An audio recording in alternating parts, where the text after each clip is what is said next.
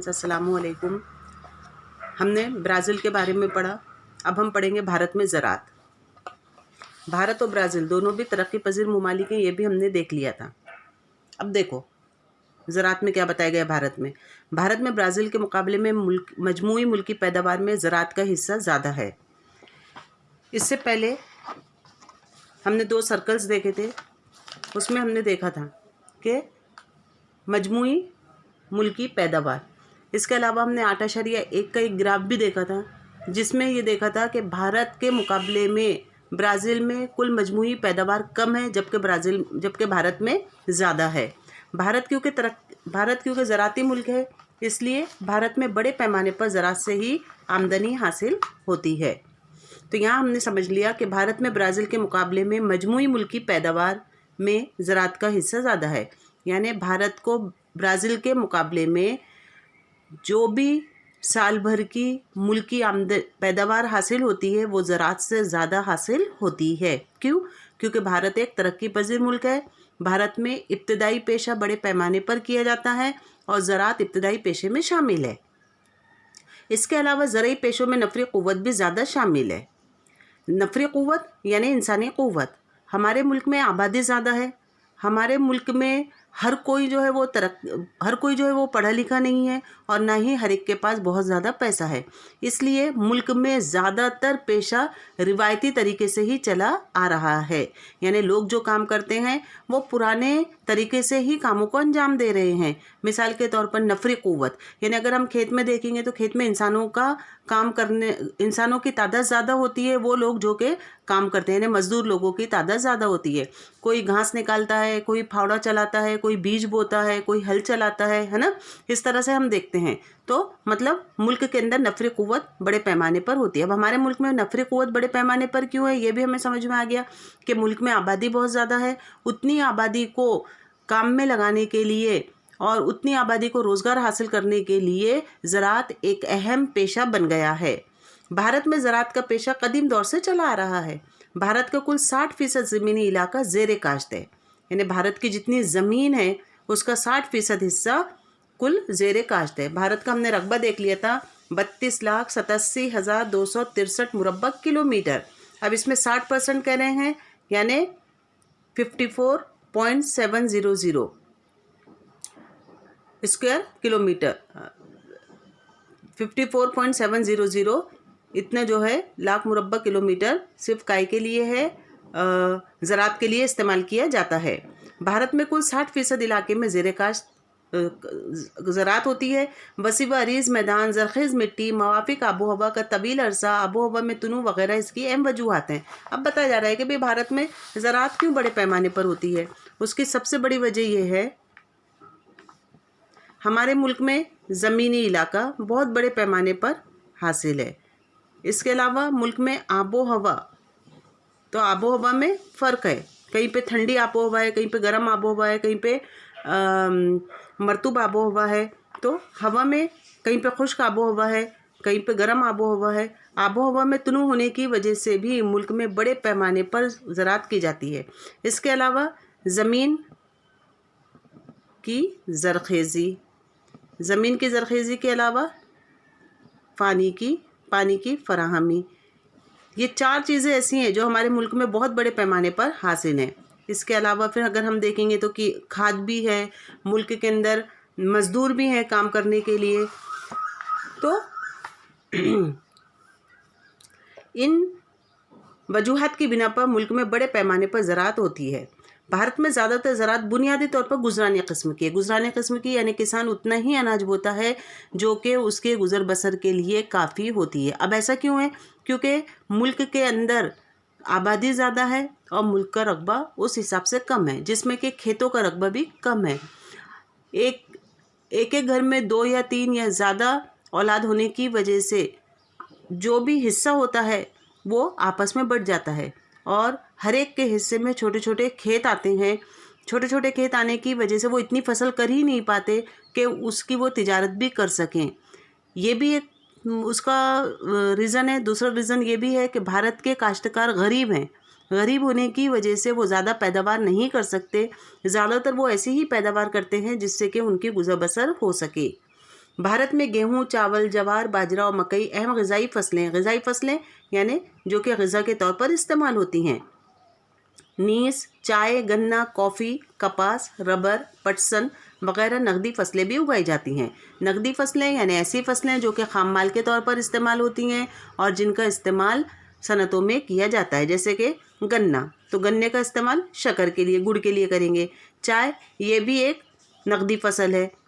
इसके अलावा कॉफ़ी, कपास भी वैसे ही एक नकदी फसल है। रबर, पटसन यानी ये फसल जो है मगरबी बंगाल के इलाके में होती है, जहाँ पे दरियाए गंगा का दहाना है, जहाँ पर तलछटी या सैलाबी मिट्टी पाई जाती है।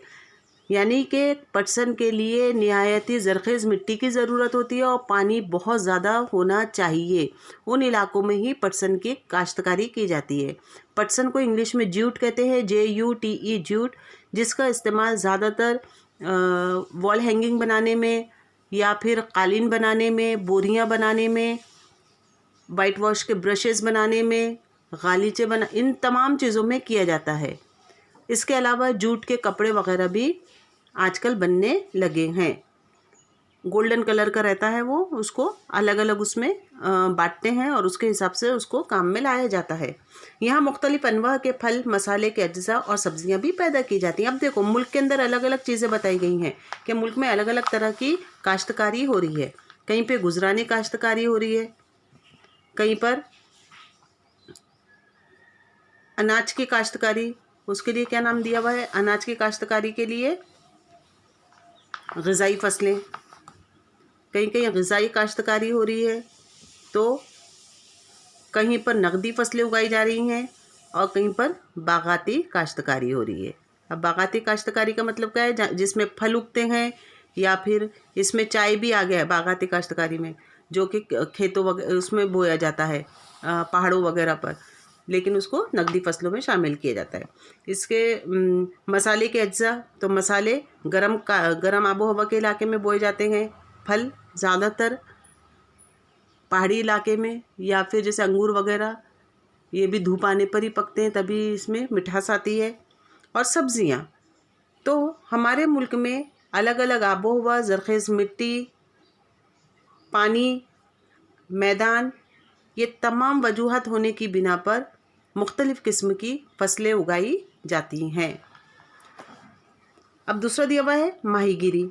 भारत की मईशत में माहीगिरी का पेशा अहम किरदार है। माहीगिरी यानी मछलियों को पकड़ना या उसे पालना। नमकीन पानी और मीठे पानी की माहीगिरी में भारत सर-ए-फ़हरिस्त है। नमकीन माहीगिरी यानी वो माहीगिरी जो कि समंदर में की जाती है। इसके अलावा दरियाओं, जोहड़, तालाब वगैरह में की जाने वाली माहीगिरी को मीठे पानी की माहीगिरी कहते हैं। तो हमारे मुल्क में दोनों ही माहीगिरी बड़े पैमाने पर होती है। ग़िज़ा का एक जुज़ रोज़गार के मौक़े पैदा करने, तग़ज़िया का मेयार बढ़ाने और बैरूनी ममालिक की करेंसी यानी ज़र मुबादला हासिल करने के लिए माहीगिरी का पेशा बड़ा फ़ायदेमंद है। हमारे मुल्क में जितने भी साहिली इलाके हैं, उन साहिली इलाकों में मछली को एक ग़िज़ा का एक अहम जुज़ मानते हुए उसे इस्तेमाल किया जाता है। इससे रोज़गार के मौक़े भी पैदा होते हैं, क्योंकि मछली पकड़ने के काम से लेकर उसे बैरूनी मुल्क तक भेजने के लिए काफ़ी लोगों को रोज़गार हासिल होता है। तग़ज़िया का मेयार बढ़ाने, अब मछली खाने से बहुत ज़्यादा फ़वाइद हैं। जैसे कि हमें मालूम है कि मछली में प्रोटीन होता है, तो इससे हमें प्रोटीन्स मिलते हैं, विटामिन डी मिलता है, ओमेगा 3 फैटी एसिड मिलता है। अब ये जो ओमेगा 3 फैटी एसिड है, ये हमारे जिस्म के लिए और ब्रेन के लिए यानी दिमाग के लिए बहुत ही ज़्यादा फ़ायदेमंद होता है। ऐसा कहा जाता है कि मछली खाने से हमें 11 तरह के फ़ायदे हासिल हैं। इससे हमें मालूम है कि हमारी आँखों की रोशनी बढ़ती है, स्किन अच्छी होती है ना, हड्डियों में मजबूती आती है। ऐसे बहुत सारे फ़वाइद हैं। इन तमाम फ़वाइद को मद्देनज़र रखते हुए लोग मछली का इस्तेमाल अपनी रोज़मर्रा की ज़िंदगी में करते हैं। और बैरूनी ममालिक की करेंसी यानी ज़र मुबादला, दीगर मुल्कों से हासिल होने वाली आमदनी, अगर तरक्की पजीर मुल्क जैसे कि हमारा मुल्क है जो कि तरक्की पजीर है, अगर ये तरक्की याफ्ता मुल्कों से तिजारत करेगा तो वहाँ की करेंसी यानी वहाँ का पैसा हमारे मुल्क में आएगा। और जब तरक्की पजीर मुल्क में तरक्की याफ्ता मुल्क का पैसा आता है तो उससे मुल्क की मईशत मजबूत होती है। इसका मतलब ये हुआ कि हमारे मुल्क में माहीगिरी की वजह से बड़े पैमाने पर बैरूनी ज़र मुबादला भी हासिल होता है, जिससे मुल्क की मईशत मजबूत होती है।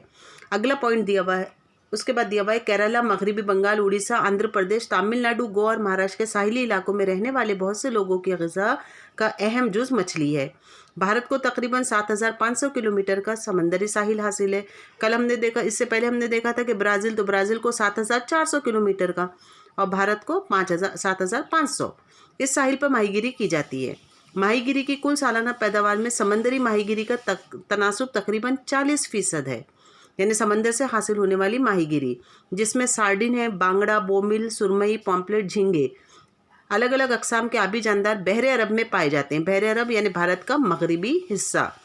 बहरे बंगाल में यानी भारत का मशरक़ी हिस्से में शेवेंडे, लिबई, चिकई यानी क्लोपिड्स, ये भी एक तरह की मछली है, राउस वगैरह आबी हैवानात पाए जाते हैं।